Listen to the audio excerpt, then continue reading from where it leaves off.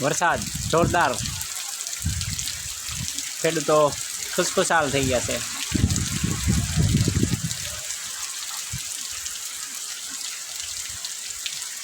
જો મિત્રો આ બધા કપાસિયાને કમ્પ્લીટ પાણી મળી ગયું છે, ખેડૂતોને પણ ખુશી થઈ ગઈ છે, રાહત થઈ ગઈ છે, હવે શાંતિ થઈ ગઈ છે।